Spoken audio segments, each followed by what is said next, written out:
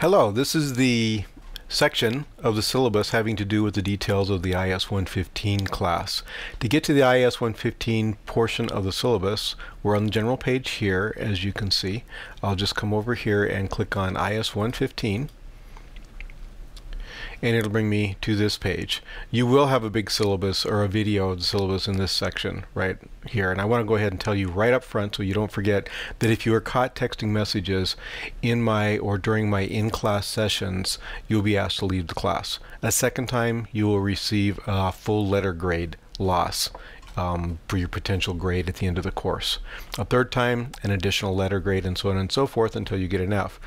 So as you can see, this is kind of important to me, and the reason is because it's so disruptive in the class. Other students are looking on while you're doing the texting thing. Okay, so IS-115 is meeting online. Section 1003 is online, and section 4001 is in the classroom Tuesdays from 9:30 a.m. until 12:20 p.m. at the Henderson campus, Building C, room 114. Those of you guys who are online, if you want to, you're welcome to sit in on one of these classes. I have no problem with that whatsoever. When I complete the hard copy of the syllabus, you'll be able to click this link right here and it'll provide you with that hard copy. This is the link in the Canvas where you will find your course scheduling, your quizzes, supporting videos, and those kinds of things. There are some videos that I'm going to be using that I'm not allowed to put out into the public domain. They have to be actually in Canvas. My goal is to make that happen there. Okay? The text has changed this semester from the 5th edition to the 6th edition. I wasn't even aware of that change until just before the semester. So I've been scrambling to redo the syllabus and get everything all straightened out. So please bear with me. I'm running just a little bit late on a couple of things, but I'm trying to knock it out as fast as I possibly can. This here, if you click on the plus sign, it'll provide a link, or it'll open up an area of the web page, if you will, that will give you the details of the final exam. This will be filled in with a skeleton program that you may have to use for your final, and any information that will help you to succeed on your final. Okay? The course description for this class is pretty straightforward. As one of the first steps to learning programming, this course will introduce you to problem solving and algorithm development using a modern programming language, and in this case it's going to be Python. Okay? Algorithm development is nothing more than a recipe.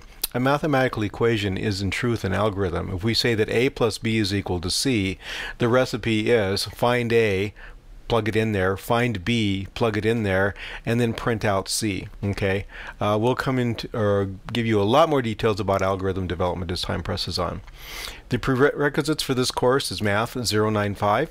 Okay, I forgot to include that in here, so hopefully, in fact, I might fix that, just put a little note here, fix prerequisite.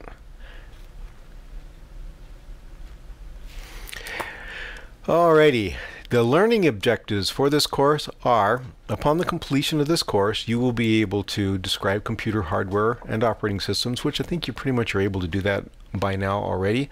Develop algorithms in terms of pseudocodes and flowcharts to solve problems. What's a pseudocode? Pseudocode's kind of an abbreviated way in which you just write the logic of a program. We'll be learning a great deal about pseudocoding as we work our way through the semester. You'll find it to be a very powerful tool because pseudocodes can be applied to all programming languages. So if you can learn how to pseudocode, then it's just a matter of looking up how the commands work in a programming language.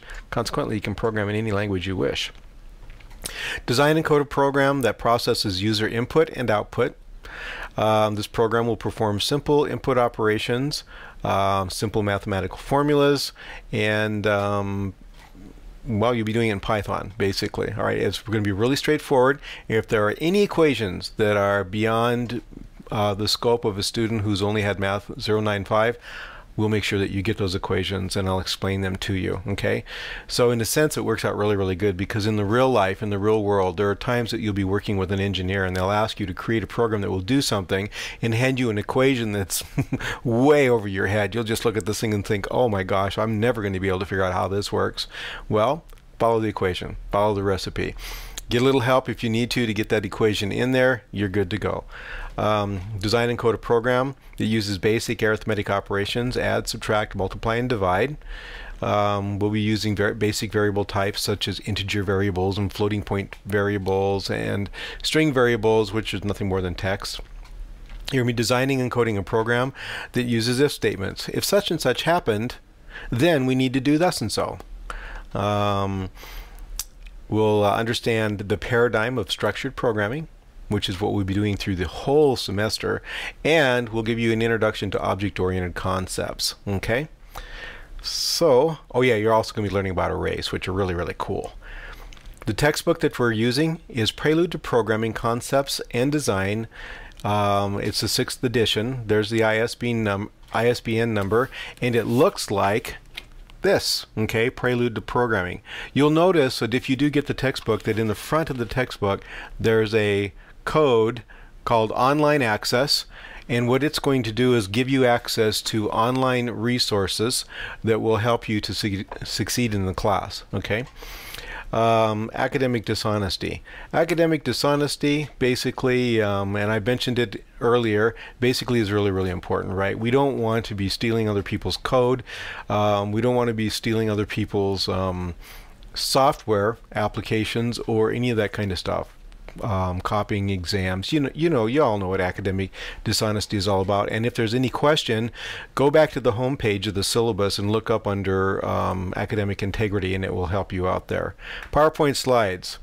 I'm going to redo these PowerPoint slides so that they exactly match the book, because these do not. In fact, I'll do that. Fix PowerPoint slides.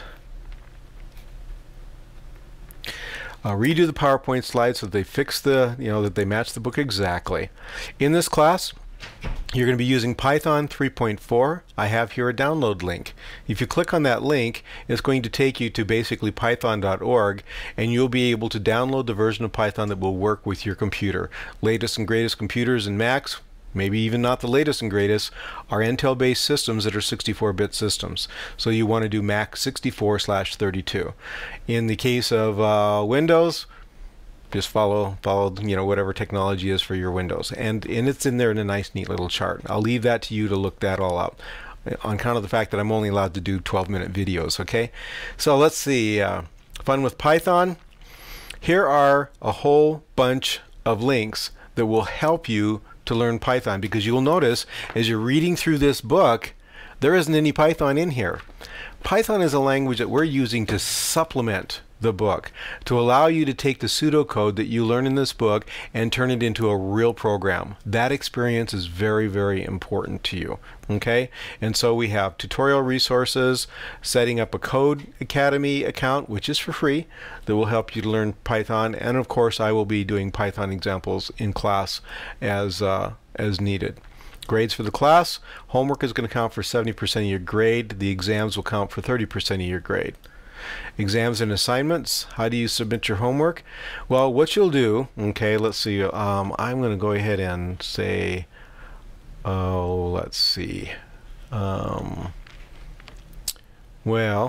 let's say that I have a folder, create a new folder here really quick up here called IS115, IS115. Alright, so what I'm going to do is I will minimize this, grab over here and put this folder in here. So you'll have a folder called IS115. You'll create that.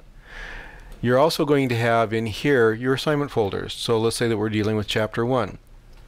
You're going to go ahead and call this thing something like a new folder. Since my last name is Broderson, I'm going to begin with my last name.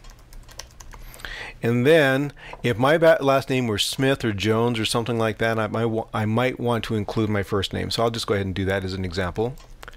And then I'm going to go ahead and say assignment 1. Okay, so now I have a folder called assignment 1. Inside that folder, this is where you will create your Python assignments. And let's see, what's the best way to do that? I'll just grab a hold of this critter, and I'll just say A1.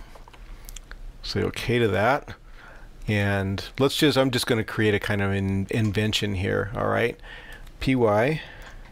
So now I've created a file called a1.py, as though you were in Python and you created this thing. And we'll just go ahead and copy that and maybe paste it. Will it allow me to do that? It will. Okay. So now I'm going to call this one a1.rap. Okay, so let's say that this is what you ended up with. So now you have a folder called D. Broderson A1. Over here you've got assignment A1 Python and A1.raptor, but this isn't acceptable. So what we're going to do is we're going to fix this, and we're going to make sure that your name is appended to the front of this thing. Okay,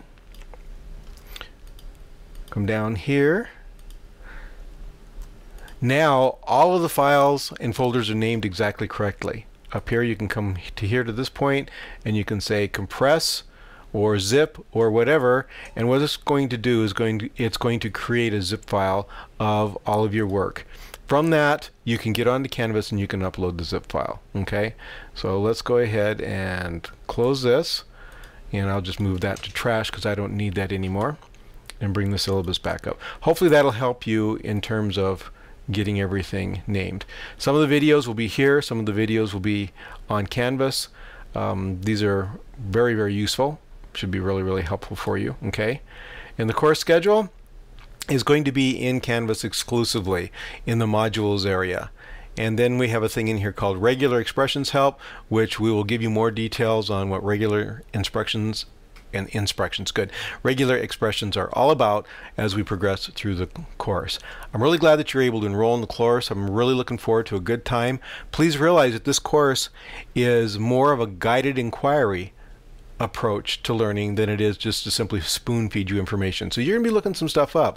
That's why in this book there is no Python, to teach you how to look up stuff. Okay, so that when you work your way through your career in programming, or you find yourself in a job where they ask you to do something that you don't know how to do, you're going to be able to research it, and you're going to be able to look it up, and you're going to be able to read documents, and all of those kinds of things. So happy coding.